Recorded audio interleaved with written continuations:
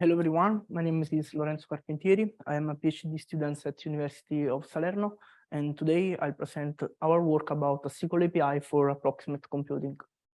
First of all, I'll introduce what is approximate computing with some of the most important software techniques in this field, and then I'll provide an overview about the CProx library that provides a way to integrate approximate computing techniques in a SYCL program. And then I'll conclude this presentation with an experimental evaluation based on free image processing application. Approximate computing tries to improve the performance of an application or reduce the energy consumption, introducing a loss of accuracy in the final output of the application. And there are a lot of fields in which we can do this, such as machine learning, neural network, but also image processing and computer vision application. And we can have different types of approximate computing techniques that can be hardware or software. In particular, in this presentation, we will have a look to software techniques that are mixed precision and perforation. Usually in an application, we can have different data requirements because we can have, for example, some data that require higher precision and other data that require lower precision. And the idea of the mixed precision is that we can use different numerical format in one computational workload. So we can use lower precision in order to have faster computation because we can exploit specific hardware to do this operation. But also we have less memory usage, so we can, for example, build a larger model, and we can also improve the accuracy of the model because we have more data for training. But on the other hand, when we use a lower precision format, we limit the range of value that we can represent. For example, looking at floating point 16-bit format, we have 5 bits for the exponent that are this means that we can represent lower value respect an higher representation where we can have, for example, 8 bits. And another point is that we also use less bit for the mantissa. So we also introduce an higher quantization error in the final output of the application. Another important approximate computing technique is perforation. In this case, the idea is that we can skip the computation to improve the performance of an application. And we can have two types of perforation.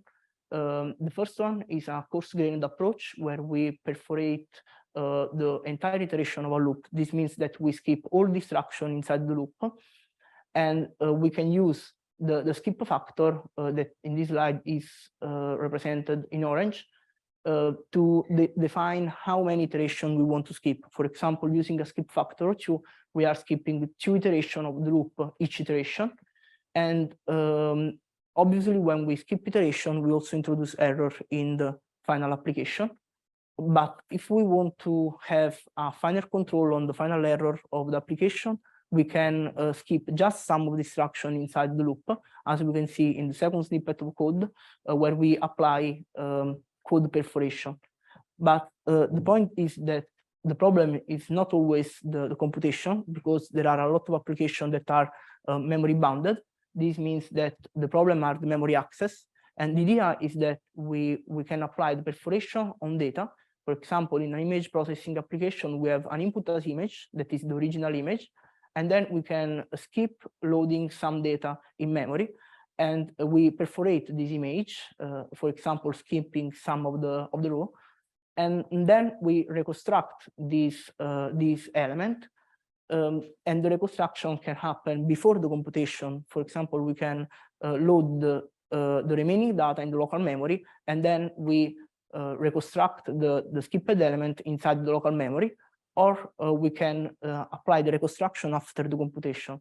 This means that we skip the data and then we reconstruct this data using the computed element. And when we do perforation, we also have to add a reconstruction phase because we add error in the final application.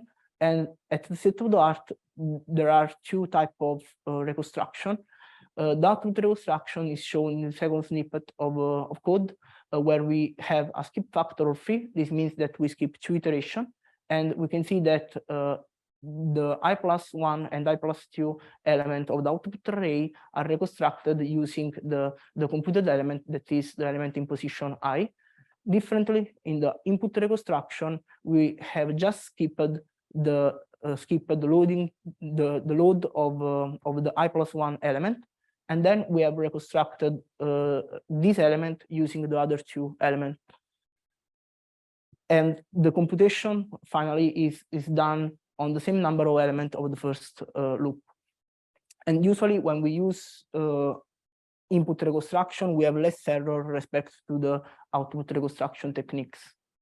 And all these approximate computing techniques are implemented in the SYCL library that provides a way to integrate approximate computing techniques in a SYCL program, extending the SYCL and the SYCL buffer and the accessor. We have the perforated buffer called the P buffer that extends the buffer with an additional parameter, a template parameter, that is the perforation schema, that define how the data are skipped, and we can have different type of perforation schema. And we can also specify the type of reconstruction that we can do. For example, linear interpolation with local memory reconstruction, local input reconstruction, or output or input or output reconstruction. And we also provide two types of perforation, the host perforation and the device perforation. And also the important point is that using this library, we can mix different types of approximate computing techniques, because we can use perforation with mixed precision with reconstruction. The CPROX approach differs from an accurate execution of an application, because usually we have an input buffer that contains some data. These data are computed, and then we produce an output. In the CPROX approach, we add two phases that are the perforation phase, in which we perforate the data before the computation. And then we have a reconstruction phase that can be input reconstruction that use local memory, or output reconstruction. The CPROX library provides 4 built-in perforation schema, but this schema can be also implemented by the user. So the user can provide a new perforation schema to perforate the data according to their personal necessity. And the important thing is the skip factor, because increasing the skip factor, we increase also the number of elements that we can skip. And in this way, we can also improve the performance. We can have higher performance. The two types of perforation that CPROX allow are host perforation and buffer perforation. Using the host perforation, the idea is that the data are perforated on the host, and then the data are sent to the device. This means that we have less data transfer between host and device, and also we don't have to take care about the memory layout, because the data are already perforated on the device and are contiguous in memory. And this is done through the perforated buffer extension. Differently, in the device perforation, data are perforated on the device, or exactly we provide a perforated access to the data, and this is done through the P accessor that has that similarly to the P buffer take an additional parameter that is the perforation schema. And in this case, all the data are sent to the device, and for this reason we can have some problem due to the memory layout. Finally, for the reconstruction strategy, we have talked about input reconstruction and output reconstruction, but CPROX provide 3 ways to do the reconstruction, both input and output, because we can reconstruct the skipped element using the nearest one, or we can, for example, use more than one element doing some interpolation of the data, as we can see in the linear interpolation and in the stencil interpolation. Finally, this is an experimental evaluation based on 3 image processing applications that are a box blur application, median, and Sobel filter. All these applications are implemented using the CPROX library, combining different type of techniques, data perforation, input and output reconstruction, and using lower precision format such as half floating point precision. And all the tests are run on an NVIDIA V100 GPU, and the performance, the results show that we can also achieve a speed up of 6 times respect to the baseline, with an average error less than 10%.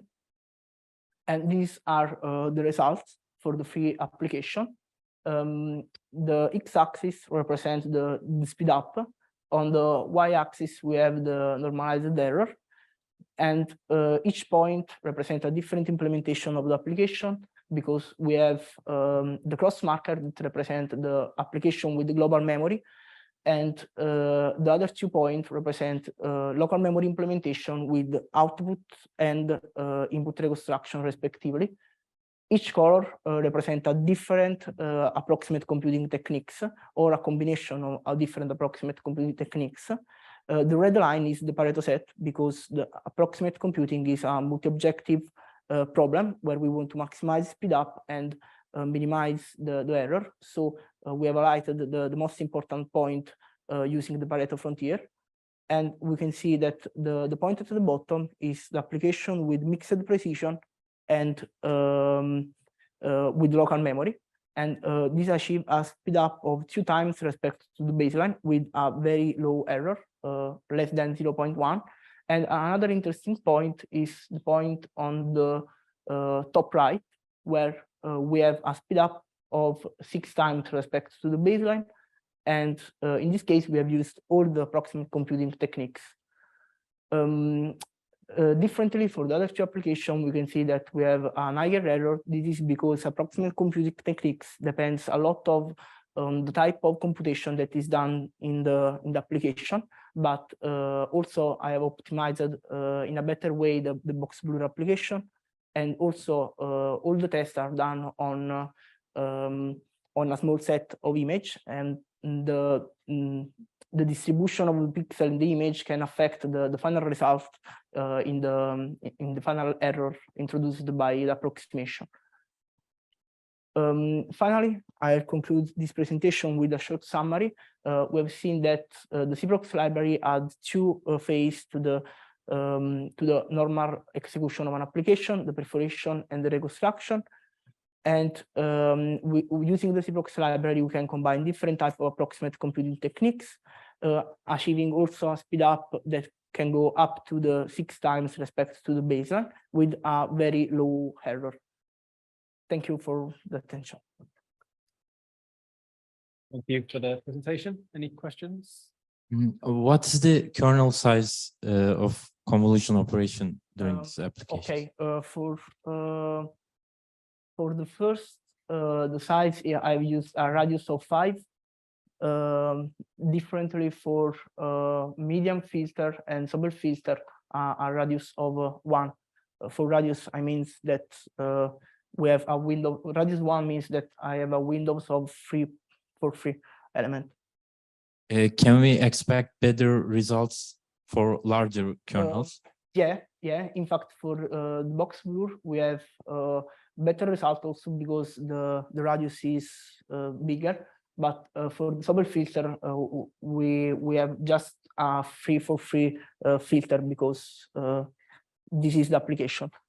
And for the median filter, we can also increase the size of the filter. Thank you. There was a question a few rows back. My question is, I just wonder what the performance will be for bfloat 16. I haven't shown the results for bfloat because for now the DPC++ implementation supports just the half floating point format with no bfloat. Okay. This is just for with the third one. So no with bfloat. So you haven't done bfloat 16? No. Okay. No, what you're expecting then? I think that the the results are the same, but maybe we can have a lower error because using bfloat we can represent a range of values that is bigger, but depends on the type of application. And for image processing application, I think that this is not a good advantage. Thank you. Question from Michael.